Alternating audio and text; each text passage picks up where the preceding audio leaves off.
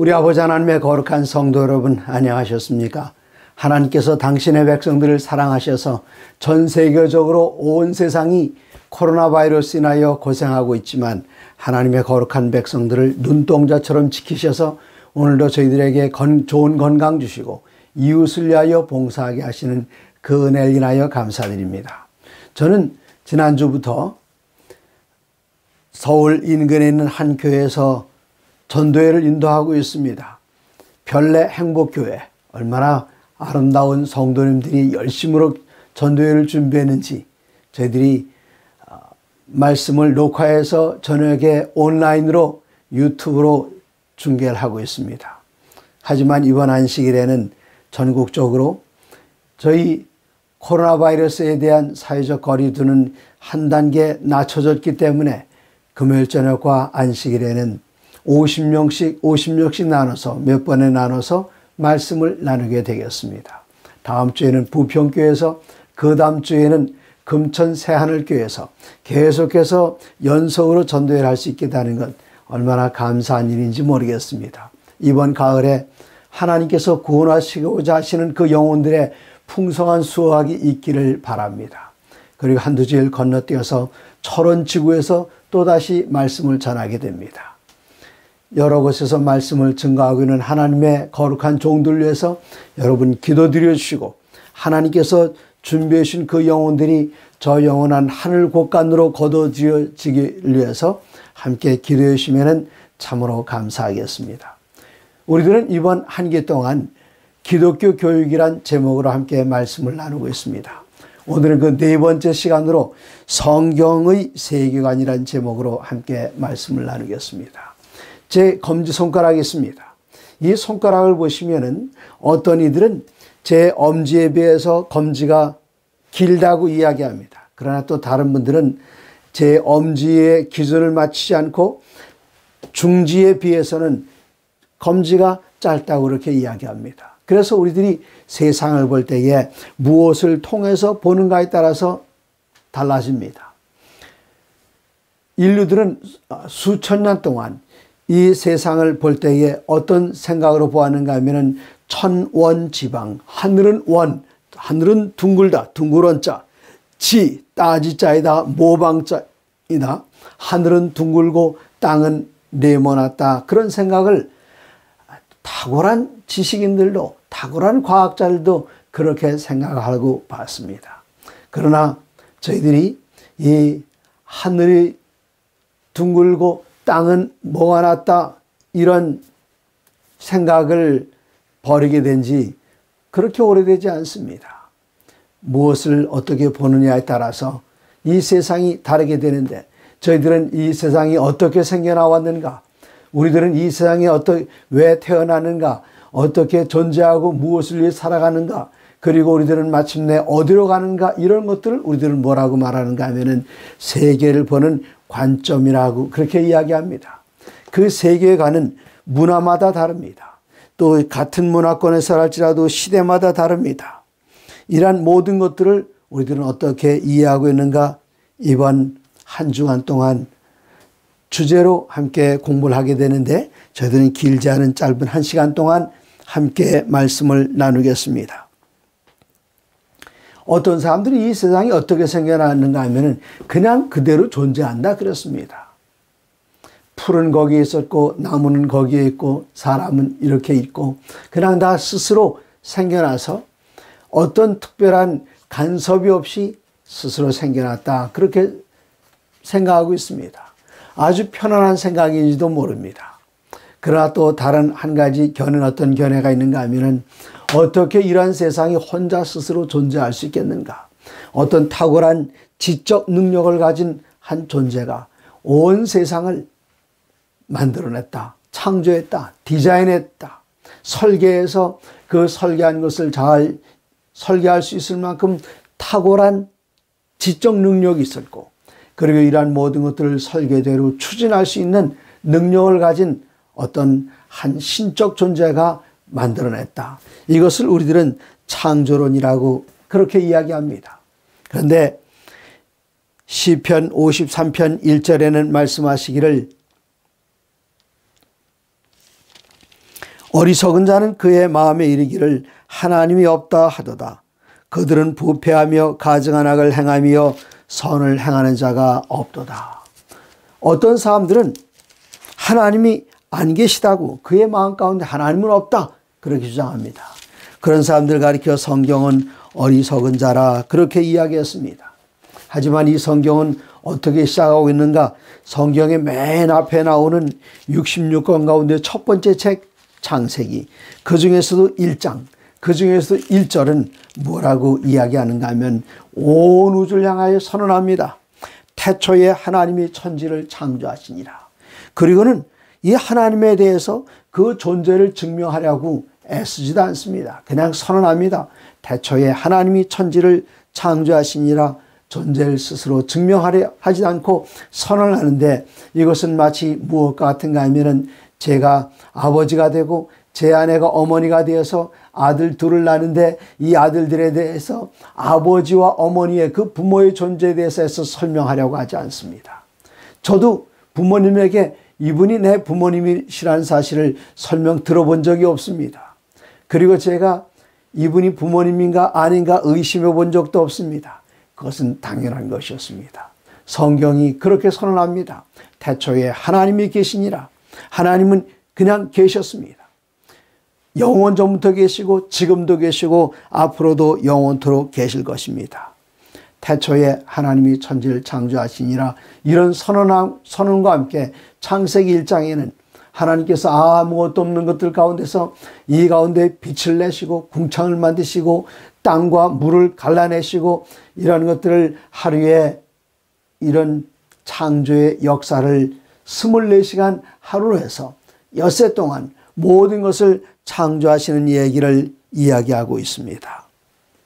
네, 여기에 창조 이야기는 성경이라는 모든 이야기들의 기초가 되고 우리가 믿는 신앙적 교리들의 기초가 되고, 이 창조에 관한 이야기는 그 뒤에 나오는 인간이 범죄함이라든가 속죄라든가 율법이라든가 십자가라든가 예수님께 다시 오시는 재림이라든가 신천지, 새하늘과 새 땅, 이런 것들 이전에 제일 먼저 창조에 대한 이야기를 우리에게 들려주는데, 우리 기독교적 세계관은 무엇인가 하면은 이 세상은 그냥 존재하는 것이 아니라 하나님께서 당신의 크신 능력으로 계획하셨고 지으셨고 그 가운데 인간을 지으셔서 그 인간으로 하여금 하나님께서 지으신 모든 피조물들을 관리하고 다스리는 청지기적 직분을 가졌다는 것, 이것이 바로 기독교인들이 가지고 있는 성경적 세계관입니다.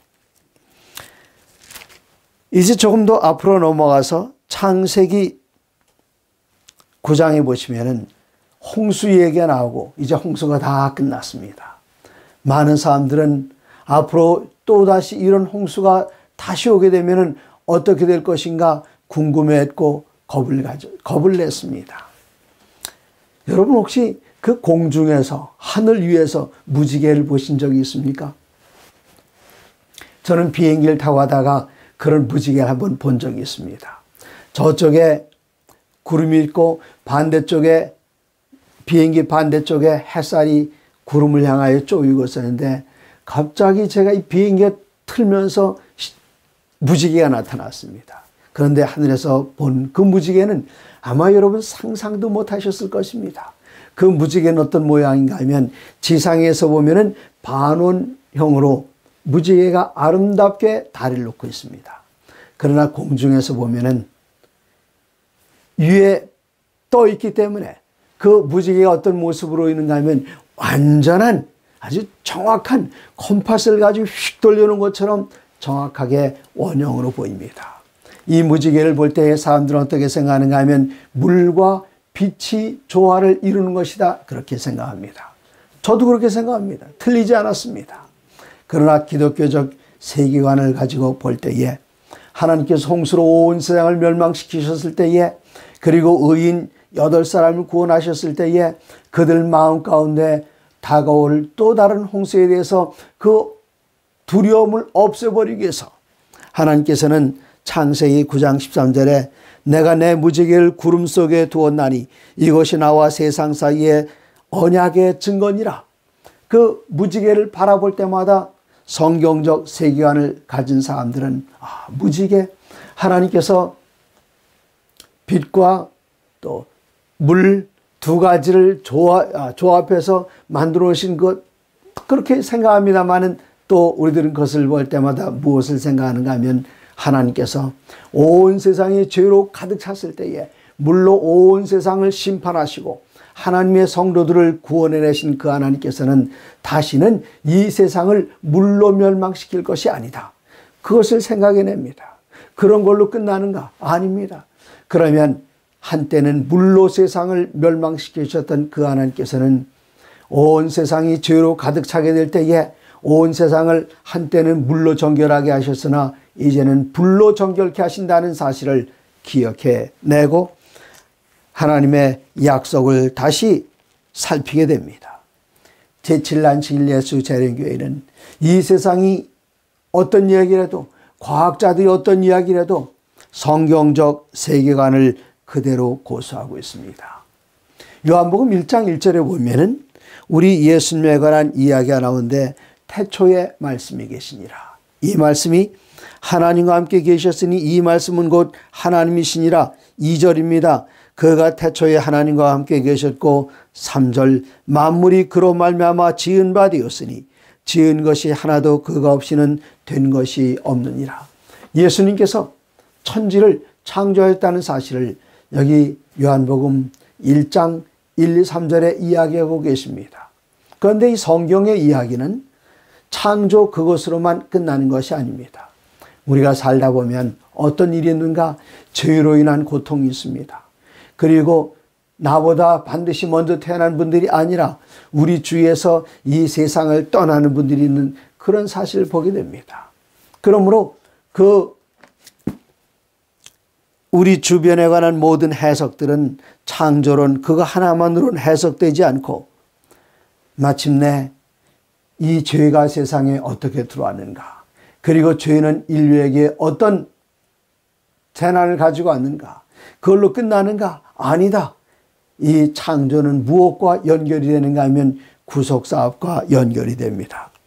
그렇기 때문에 예수님께서는 이 세상에 오셨고 1장 12절에 영접하는 자 곧 그 이름을 믿는 자들에게는 하나님의 자녀가 되는 권세를 주셨는데 바로 그 이름, 그 말씀 주인공은 누구신가? 1장 14절에 말씀이 육신이 되어 우리 가운데 거하심에 우리가 그의 영광을 보니 아버지의 독생자의 영광이요 은혜와 진리가 충만하더라. 하나님께서는 인류가 죄를 지었을 때에 당신께서 우리를 지으시고 그 지은 자녀에 대한 책임을 지기로 하셨습니다. 한 예를 든다면 저희 아이들이 다 착하게 잘 자랐습니다만 그냥 예를 드는 겁니다. 아이가 학교에서 친구들하고 다투다가 유리창이 깨졌어요. 그러면 그 유리창 깨진 것에 대해서 누가 책임을 져야 됩니까? 아들이 깼으니까 아들이 유리창 값을 물어내야 될까요? 뭐 그럴 수도 있겠습니다만은 대부분의 경우에 있어서는 누가 어린 아들의 실수에 대하여 책임을 지고 대신 보상해 주는가 하면 부모가 그렇게 하듯이 인간이 죄를 지었을 때에 다시 이 인간을 구원해내는 일을, 구속하는 그 일을 누가 하셨는가 하면 인간 스스로 한 것이 아니라 인간을 지으신 하나님께서 그렇게 하셨습니다.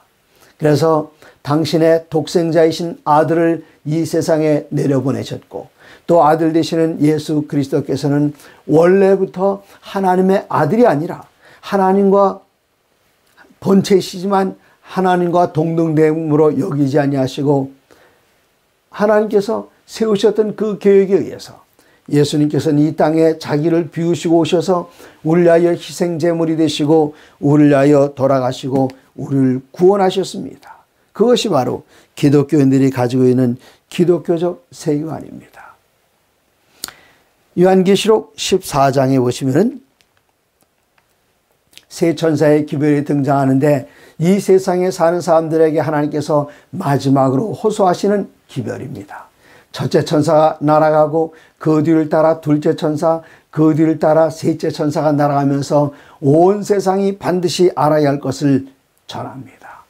요한계시록 14장 6절 또 보니 다른 천사가 공중에 날아가는데 땅에 거주하는 자들 곧 모든 민족과 종족과 방언과 백성에게 전할 영원한 복음을 가졌더라. 모든 사람들이 이 땅에서 호흡하는 모든 사람이 다 들어야 할 기별입니다. 그 기별이 무엇인가? 그가 큰 음성으로 가로되 하나님을 두려워하며 그에게 영광을 돌리라. 하나님께 두려워하고 영광 돌려야 할 그 두 가지 이유를 성경에는 이렇게 기록합니다. 같은 요한계시록 이번엔 4장입니다. 요한계시록 4장 11절에는 주 우리 하나님이여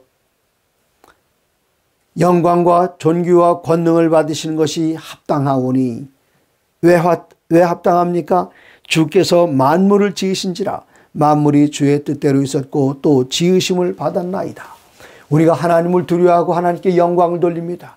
두려워한다는 것은 무서워한다는 뜻도 있지만 동시에 어떤 뜻도 있는가 하면은 위대한 존재에 대해서 그의 존재를 인정해주고 그의 능력을 인정해주고 그가 온 세상을 위하여 베푸는 그의 덕과 착한 모든 일들을 인정해주는 그 행위로서 존경심을 표현하는 것, 이게 두려움입니다.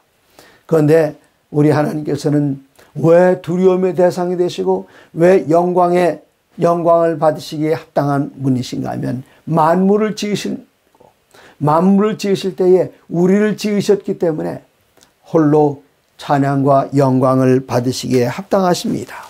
이사야서 44장 24절에는 내 구속자여 모태에서 너를 지은 나 여호와가 이같이 말하노라. 나는 만물을 지은 여호와라. 홀로 하늘을 폈으며 나와 함께 한 자 없이 땅을 펼쳤고 또 보니 공중에 다른 천사가 날아가는데 그 천사가 땅에 거주한 모든 사람들이 외치는 그 이야기는 영원한 복음입니다. 영원한 복음, 그것은 무엇인가? 하나님의 심판하실 시간이 이렇으니 하나님께 마땅히 그에게 돌려야 할 존경을 돌리고 그에게 영광을 돌리라. 이는 심판하실 시간이 이렇습니다. 사람들은 심판하면 무서워합니다. 그러나 이 심판을 요한계시록 14장 6절에서는 영원한 복음이라고 소개합니다. 무시무시한 심판이 아니라 우리가 그리스도 예수를 나를 위하여 돌아가신 예수님을 나의 변호사로 영접하고 나의 모든 죄를 나의 변호사 되시는 예수님에게 다 낱낱이 아뢰어서 제가 이러이러한 죄인입니다. 용서를 구합니다 하면은 예수님께서는 우리를 대신하여 돌아가신 당신의 보혈로 당신의 우리를 위하여 돌아가신 목숨 희생으로 우리를 위하여 변호해 주십니다. 그리고 마침내 요한복음 5장 22절 그리고 5장 27절 예수님께서 아들 되심을 인하여 예수님께서 아들 되심을 인하여 5장 22절 심판하는 권세를 받으셨다 그랬습니다. 예수님께서 아들 되셨기 때문에 우리 위하여 심판을 하시는데 어떻게 하시는가? 우리 위하여 돌아가신 예수님께서는 당신의 희생을 주장하시면서 그 당신의 희생을 영접한 그리스도 예수를 개인의 구주로 영접한 사람들의 모든 죄를 당신의 보혈로 완전히 다 덮어서 의롭다 하신 그 다음에 우리를 위하여 심판하시는데 그 심판은 우리에 대한 심판이 아니라 우리를 위한 심판입니다. 우리를 정죄하는 심판이 아니라 누구든지 그리스도 예수를 개인의 구주로 영접한 사람들, 예수님을 변호사로 영접한 사람들, 예수님을 하늘나라의 재판장으로 영접한 그 사람들 위하여 그분께서는 옹호해 주십니다. 이 영혼이 비록 죄인이었다. 죽어 마땅한 죄인, 영원한 멸망을 합당한 죄인, 그러나 그가 나의 보혈을 그가 영접했고 내가 그를 위하여 희생하고 그를 위하여 죽은 것을 그가 받아들였으므로 그의 잘한 어떤 행동이 아니라 내가 그를 위하여 한 희생과 내가 그를 위하여 생명을 내놓은 것 그리고 내가 그를 위하여 피 흘린 것 그가 영접했으니 그의 행위가 아니라 나의 행위로 그를 의롭다 하겠다. 그렇게 하면서 우리를 옹호해 주는 것, 그것이 바로 심판입니다. 그러면 이렇게 심판하신 분에게 어떻게 해야 되는가? 이어서 요한계시록 14장 7절은 말씀하시기를 하늘과 땅과 바다와 그 가운데 모든 것을 만드신 이를 경배하라 그랬습니다. 하늘과 땅과 바다와 물들의 근원을 만드신 이 두 글자로 그 행동이 무엇인가 하면 창조입니다. 창조하신 분에게, 그분에게 경배하라. 그러면 창조하신 하나님께 경배하는 방법이 무엇일까요? 요한계시록 14장 7절 그 명령은 하늘과 땅과 바다와 물들의 근원을 만드신 이를 경배하라. 경배하는 방법이 무엇인가 하면 여기에 나오는 문장과 같은 문장이 구약 성경 어디인가 있습니다. 신약 성경을 연구할 때, 특별히 요한계시록을 연구할 때에 좀 더 분명한 이해를 얻고 또 해석하기 위해서는 성경은 성경 스스로 해석하기 때문에 구약 성경으로 가면 찾을 수가 있습니다. 구약의 모형이 있고 신약의 원형이 나와 있습니다. 그러면 구약에 나오는 그 모형은 뭐라고 이야기하는가? 출애굽기 20장 11절에 같은 내용이 지나가고 있습니다. 출애굽기 20장 11절에 이는 엿새 동안에 나 여호와가 하늘과 땅과 바다와 그 가운데 모든 것을 만들고 그 다음에 어떻게 했는가? 그날 내가 쉬었다. 네. 그러므로 나 여호와가 안식일을 복되게 하여 그날을 거룩하게 하였느니라. 그럼 우리는 어떻게 합니까? 20장 8절 안식일을 기억하여 거룩히 지키라.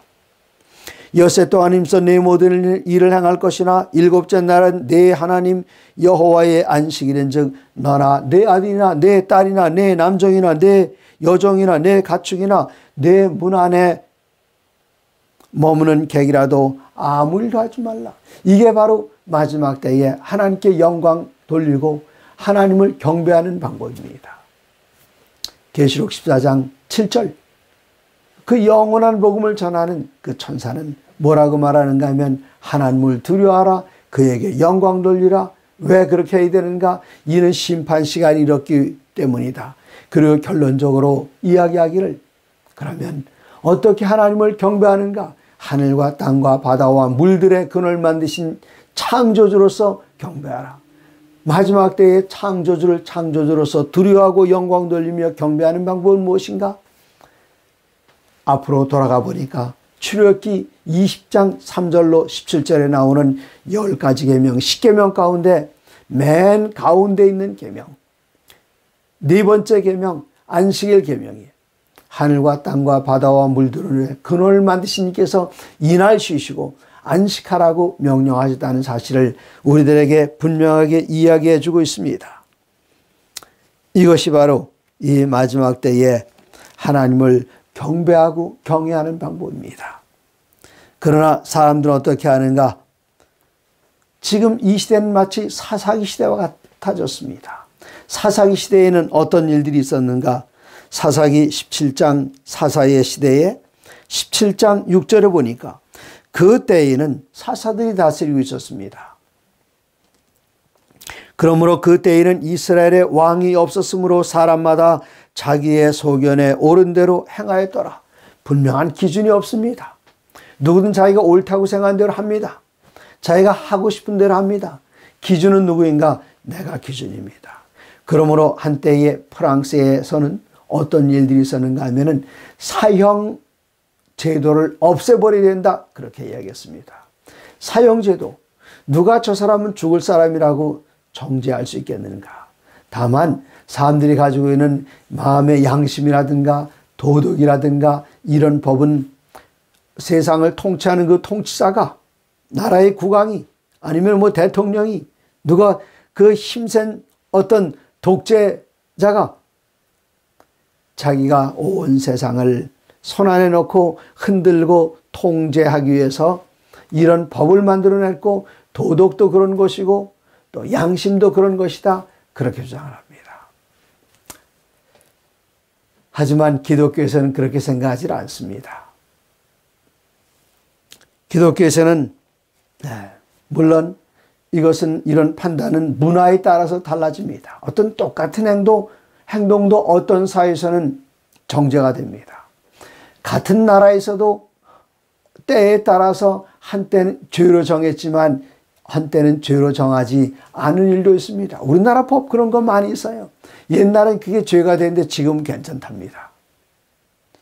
또 그때는 괜찮은데 지금 안 된다고 합니다. 시대마다 다 따라서 왔다 갔다 하기 때문에 사회형 제도는 폐지되어야 된다, 없어져야 된다, 그렇게 이야기하는 분들이 있었습니다. 또 있습니다, 지금도. 그런데 성경은 뭐라고 말하는가? 신명기 12장 8절에 신명기 12장 8절입니다. 우리가 오늘 여기에서는 각기 소견대로 하였거니와 과거에 그랬습니다. 소견대로 내가 모든 판단의 기준입니다. 옛날엔 그랬는지 몰라도 이제는 어떻게 하는가? 너희가 거기에서는 그렇게 하지 말지니라. 왜 그렇게 하면 안 됩니까? 여기엔 뭐가 있는가 하면은 모든 것들의 기준이 되는, 판단 기준이 되는 법이 있기 때문에 그렇습니다. 이사야서 8장 20절에는 마땅히 율법과 증거의 말씀을 쫓을지니, 율법의 말씀, 여기 율법의 말씀이라고 했던 것은 모세오경입니다. 증거의 말씀이라고 했던 것은 나머지 성경책들입니다. 물론 그 당시에는 신약 성경은 없었습니다. 구약의 율법과 증거의 말씀 이렇게 둘로 나눴는데 이것이 바로 모든 것의 판단과 생각과 그리고 사물들을 보는 기준입니다. 예수님께서는 마가복음에서 이렇게 말씀하셨습니다. 마가복음 12장 29절에 예수께서 대답하시되 첫째는 이것이니 이스라엘아 들으라. 주 곧 우리 하나님은 유일한 주시라. 내 마음을 다하고 목숨을 다하고 뜻을 다하고 힘을 다하여 주 너희 하나님을 사랑하라는 것이요. 둘째는 이것이니 내 이웃을 내 자신과 같이 사랑하라 하신 것이라. 이보다 더 큰 계명이 없느니라. 모든 것의 판단 기준 그리고 보는 기준, 그것은 무엇인가 하면은 하나님을 사랑하고 사람들을 사랑하는 것. 하나님을 사랑할 때 내 목숨을 다하고 모든 것 다해서 하나님을 사랑하고, 이웃을 사랑할 때는 내가 나 자신을 사랑하는 것처럼 이웃 사랑하라. 이것이 바로 하나님께서 우리에게 주신 계명입니다. 이것을 둘로, 하나님에 대한 사랑, 우리 이웃에 대한 사랑 둘로 나눴습니다마는 이것을 좀 더 확대시켜서 10가지로 나누면 그것이 바로 예수님께서 신의 산에서 직접 말씀하여 반포하시고 직접 당신의 손으로, 손가락으로 쓰신 그것도 이렇게 찢어지거나 닳아서 없어지는 돌에 여기 종에다 쓰신 것이 아니라 돌 위에 직접 손으로 쓰시고 그 전에 이미 말로서 반포하시고 친히 말씀하시고 친히 당신의 손으로 돌에다가 새긴 그 십계명, 이것이 바로 도덕의 법이어서 우리들의 모든 양심의 기준이 그것입니다. 우리의 삶의 기준이 바로 십계명입니다. 그리고 세상을 볼 때에 이 세상을 보는 그 시선도 무엇을 통해서 보는가 하면 하나님께서 우리들에게 주신 이 거룩한 십계명을 통해서입니다. 이 마지막 때에 하나님의 백성들은 우겨쌈을 당하고 핍박을 당하고 살해에 대한 위협을 받게 됩니다. 그럴 때 우리들은 어떻게 해야 하는가? 요한계시록 14장 9절, 10절, 11절 여기 쭉 보시면은 마지막 때 하나님의 백성들이 곤난당하는 그 이야기가 나옵니다. 짐승에 경배하라. 짐승에 경배하지 않은 자는 몇층이 다 죽이게 하리라. 그러나 하나님께서는 요한계시록 14장 9절, 10절, 11절에 그렇게 하면 안 된다고 이야기하십니다. 그럴 때에 끝까지 자기 양심을 지키면서 살아나갈 수 있는 비결, 그 방법은 무엇인가? 요한계시록 14장 12절에 결론적으로 말합니다. 성도들의 인내가 여기 있나니 하나님의 계명과 예수 믿음을 지키는 자니라. 이 마지막 때에 우리들은 특별한 세계관을 가지고 살아야 합니다. 성경적 세계관입니다. 이 세계관은 무엇인가 하면 그것을 통해서 무엇을 보고 판단하는 그 기본되는 것, 그것이 바로 세계관입니다. 우리들이 가지고 있는 세계관은 하나님께서 온 세상을 창조하셨고, 왜 창조하셨는가?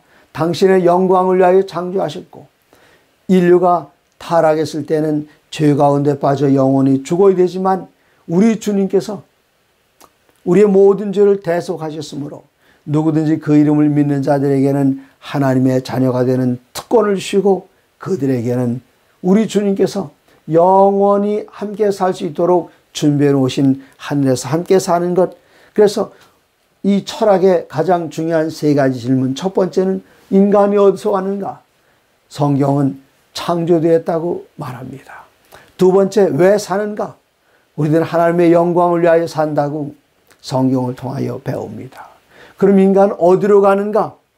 그리스도 예수를 개인의 구주로 영접한 사람들은 저 영원한 하늘에서 주님과 함께 영원한 생명을 누리게 된다는 것. 이것이 바로 기독교가 그리고 성경이 주장하고 있는, 성경 우리들에게 가르쳐주고 있는 세계관입니다. 이 아름다운 세계관을 통해서 세상의 모든 것들을 해석하고 이해하시고 끝까지 하나님 편에 서셔서 하나님의 거룩한 계명과 법도를 살 때에 하나님께서 우리의 모든 삶을 주관하시고 우리를 저 영원한 하늘로 인도하신다는 사실을 굳게 믿으시고 그대로 사시기 바랍니다. 이 사실을, 성경적 세계관을 사랑하는 자녀들에게, 손자녀들에게 가르쳐 주셔서 그들도 같은 세계관을 가지고 저 영원한 하늘 향하여 함께 힘찬 발걸음을 내딛는 우리 모두가 되기를 바랍니다.